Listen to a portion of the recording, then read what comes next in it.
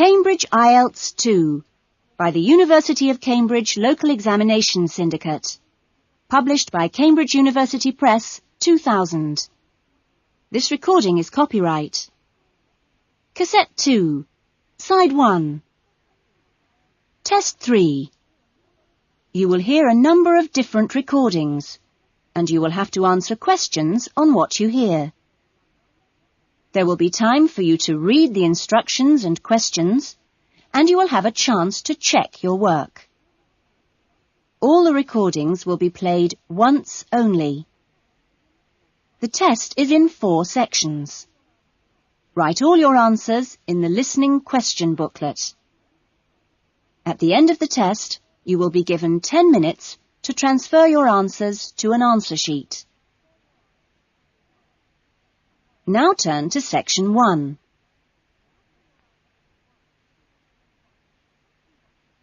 Section 1.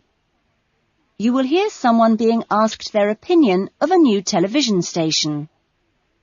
First, you have some time to look at questions 1 to 4.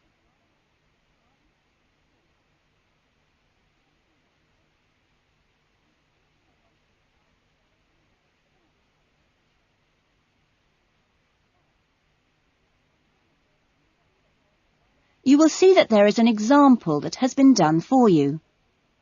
On this occasion only, the conversation relating to this will be played first. Excuse me, I'm sorry to bother you, but would you have time to answer a few questions? What's it about? We're doing some market research for a new television channel starting in 2 years' time. Okay, why not? Lovely. We'll just work through this form. And if we could start with some personal background information? Sure. Right. If I could just have your age? 35. Right. Great. The respondent is 35 years old, so B has been circled. Now we shall begin. You should answer the questions as you listen, because you will not hear the recording a second time. Listen carefully to the conversation and answer questions 1 to 4. Excuse me, I'm sorry to bother you, but would you have time to answer a few questions? What's it about?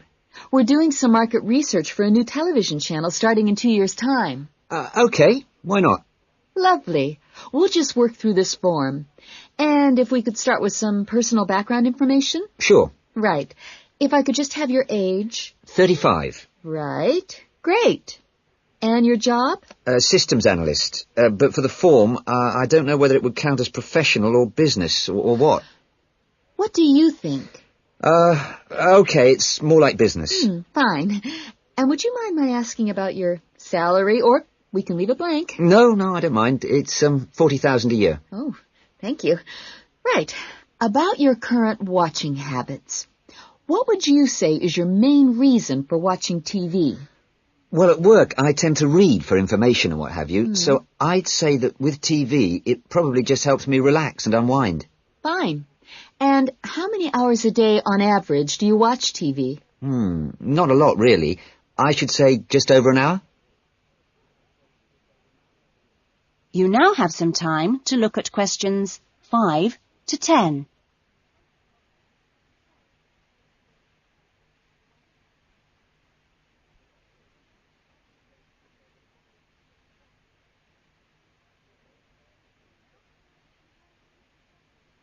Now listen carefully and answer questions 5 to 10. So what are the 2 main times of the day that you watch TV? Well, a little around breakfast time, and then it tends to be really late, 11 or even midnight, when I finish work. And what sort of programs do you go for? Some news bulletins, but I also really like to put my feet up with some of the old comedy shows. Fine. And turning to the new channel, which type of programs would you like to see more of? Well, I certainly don't think we need any more factual programs, like news and documentaries. I think we need more about things like local information, providing a service for the community. And in the same vein, perhaps more for younger viewers. Good quality stuff. Uh-huh. And if you had to give the new director some specific advice when they set up the channel, what advice would you give them? I think I'd advise them to pay a lot of attention to the quality of the actual broadcast. You know, the sound system. People are very fussy these days about that. And in general, I think they ought to do lots more of these kinds of interview, you know, talking with their potential customers. Oh, I'm glad you think it's valuable. Certainly, yeah. Good. Okay. This will be a commercial channel, of course, but how often do you think it is tolerable to have adverts? Well, out of that list, I'd say every quarter of an hour. I don't think we can complain about that, as long as they don't last for 10 minutes each time. Quite. And would you be willing to attend any of our special promotions for the new channel? Yes, yeah, I'd be very happy to, as long as they're held here in my area. Okay, I'll make a note of that. And finally, may we put you on our mailing list? Well, I'd prefer not, except for the information about the promotion you mentioned. Can I have your name and address? Of course. Here's my card. Oh, lovely. And thank you very much for your time, and we look forward to seeing you. Yes, indeed. Thanks. That is the end of section 1. You will now have half a minute to check your answers.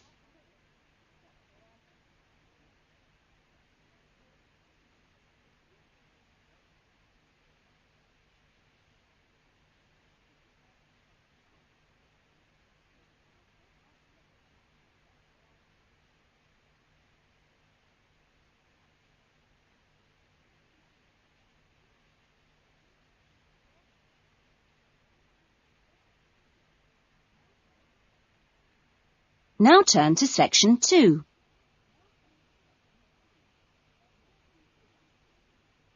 Section 2. You will hear a student welfare officer talking to a small group of students just before the beginning of term. First, you have some time to look at questions 11 to 16.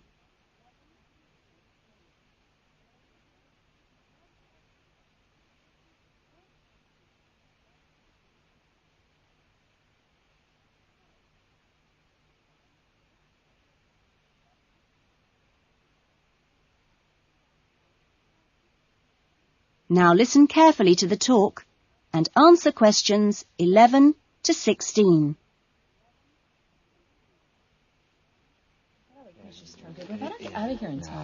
Okay. Well, good morning, everybody. My name's Elizabeth Reed, and I'm your Assistant Welfare Officer.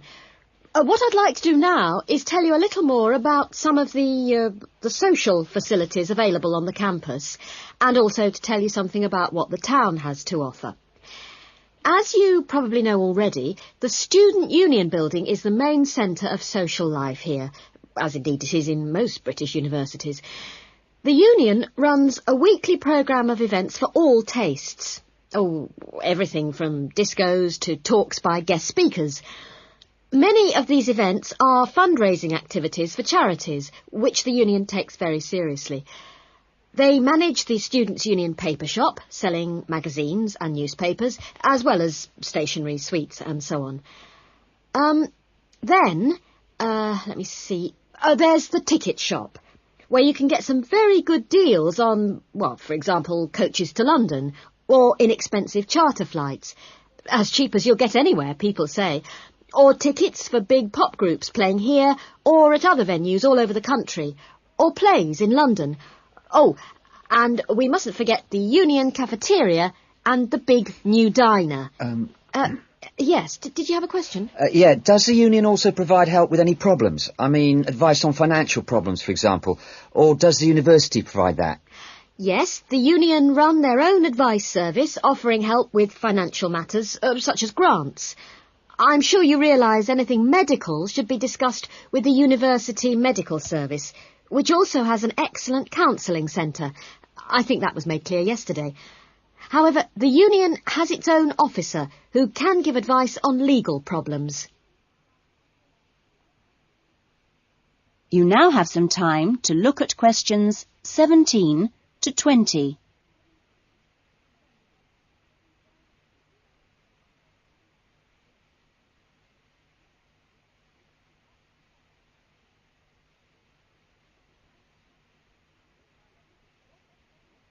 Now listen to the rest of the talk and answer questions 17 to 20.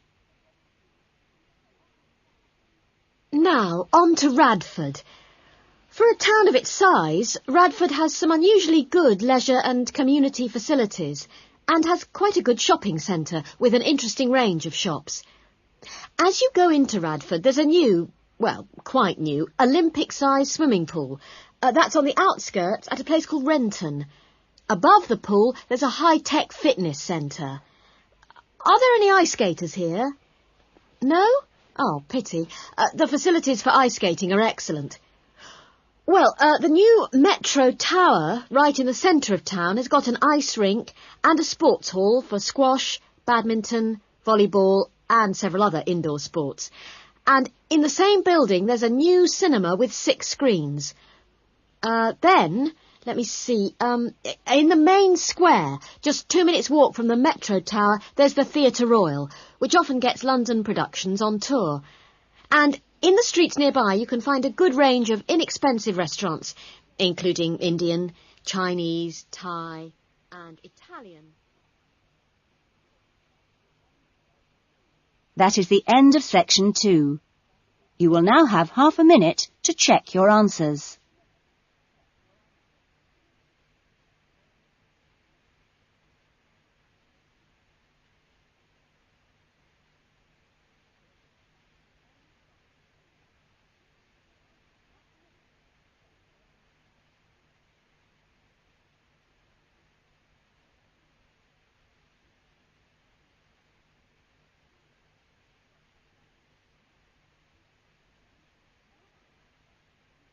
Now turn to section 3.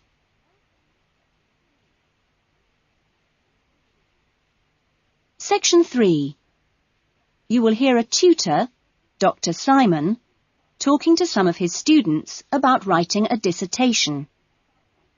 First, you have some time to look at questions 21 to 26.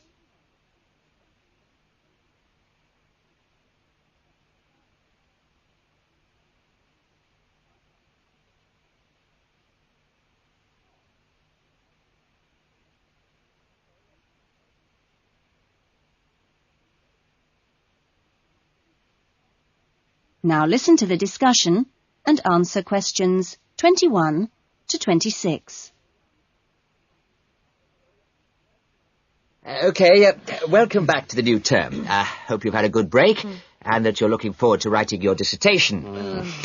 Now, what I'd like to do in this session is give you the opportunity to ask questions on writing the dissertation. Requirements, milestones, who to see when you need help. It's very informal. It may all be written on paper, but it's nice to get it confirmed. So, anything you'd like to ask? Dr. Simon, is there a fixed hand-in date yet? Right, I can confirm that that's the 21st of May, not the 20th, as we first stated. OK? Jane? What about the word limit? Well, we try to be pretty flexible on this, but in broad terms, it's 18 to 20,000. Ah. And you can choose your topics, anything from years 2 and 3. Yes? I still haven't got any idea what I want to do it on. Who... Well, you should see your course tutor to agree on your final title, and you should also be aware that there's a special programme running on research methods for anyone who wants some extra help on that. Can I just check on the deadlines for everything? Yes, sure. Look, let me write it on the board. When the different stages have to be completed. First of all, you've got to work on your basic bibliography. And that's due in to your course tutor by the 31st of January, which is just 2 weeks away, so you'd better get a move on that. Do we have to have our own draft plan by then? No, your draft plan is due on the 7th of February, which is a week later, so that should give you plenty of time. And when do we have to be doing the research? That's over a 1-month period, essentially February to March. And the write-up? Well, you can't really get going on your writing until you've got quite a bit of the research done. So that's really March to May, with the hand-in date on the 21st. Any more questions? Now you have some time to look at questions 27 to 30.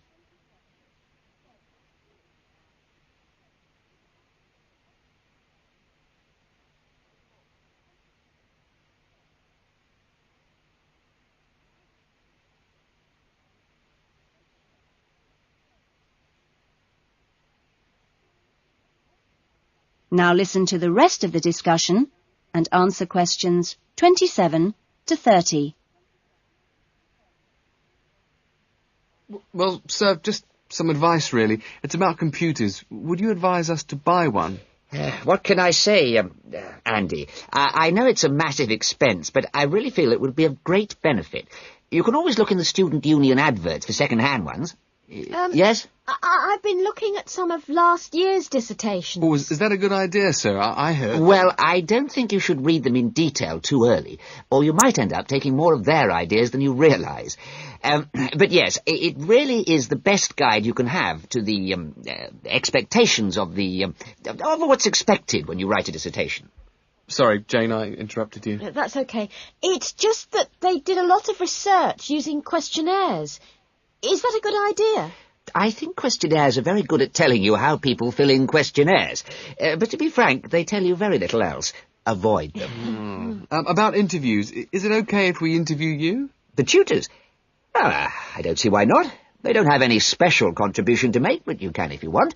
There's a whole section on this issue in the research guide. I'm afraid it's slightly out of date, and you're probably better talking to the tutor on the research methods course. But you might find it useful to start there. Okay. Thanks. Okay, well, great. I hope that sorted a few things out. You can always come and see me or drop me a note if you've got any more queries. Right. Fine. Okay, thanks. That is the end of section 3. You will now have half a minute to check your answers.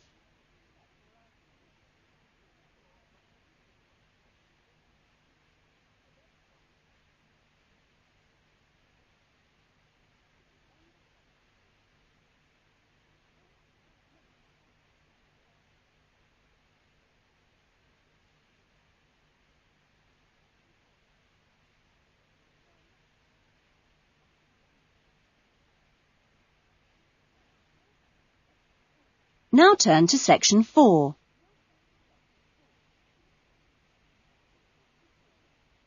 Section 4. You will hear a lecture about the lack of rainfall in Australia. First, you have some time to look at questions 31 to 40.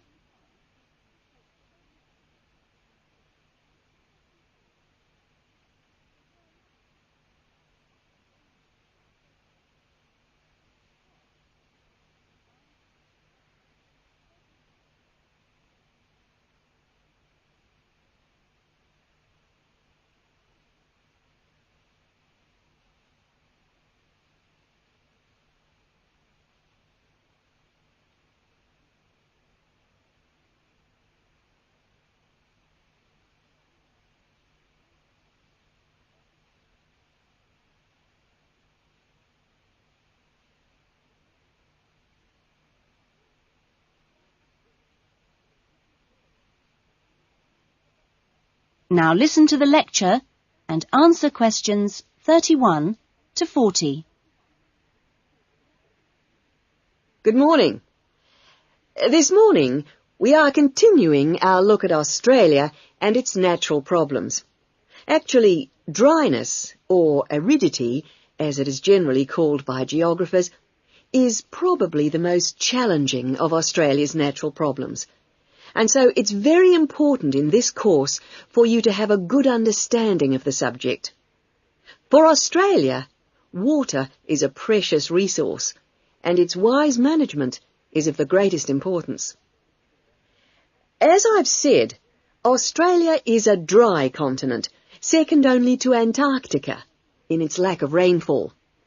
Long hours of hot sunshine and searing winds give Australia an extremely high rate of evaporation, far more than in most other countries.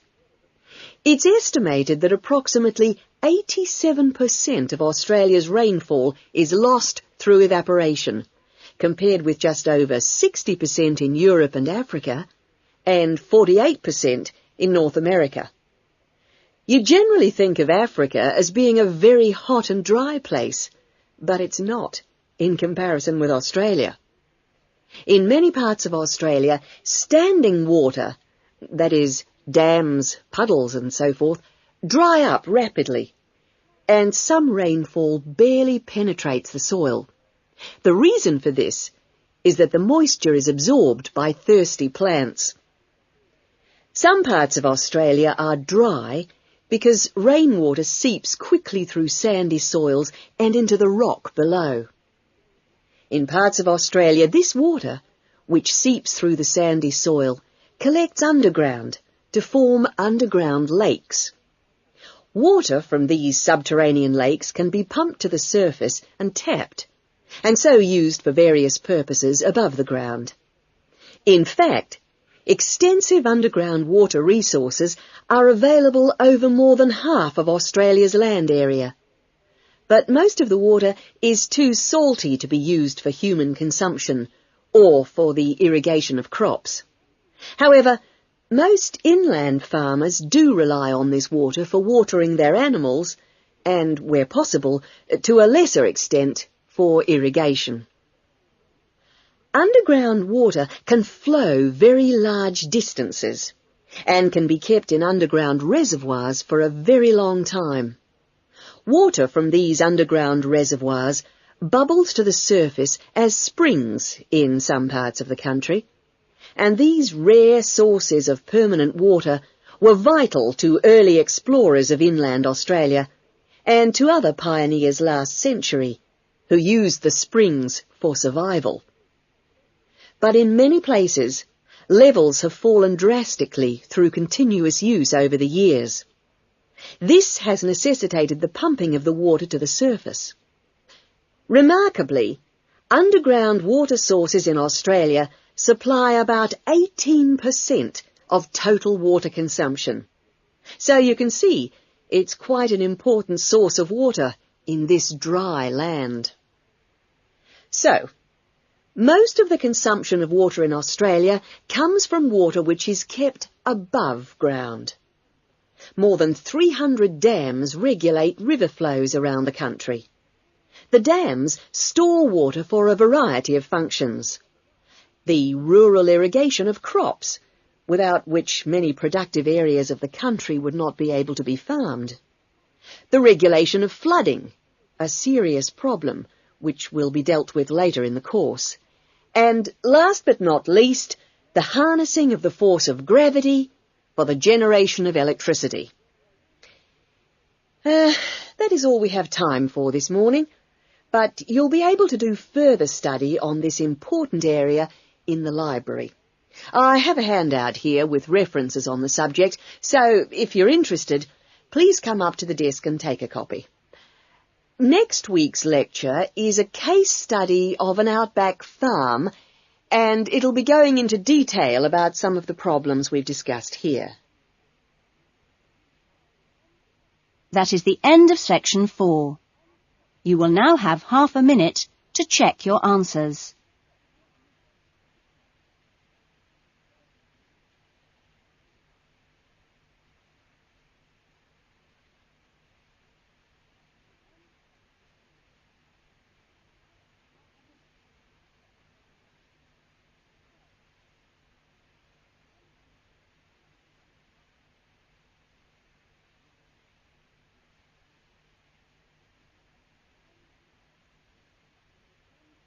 That is the end of the listening test.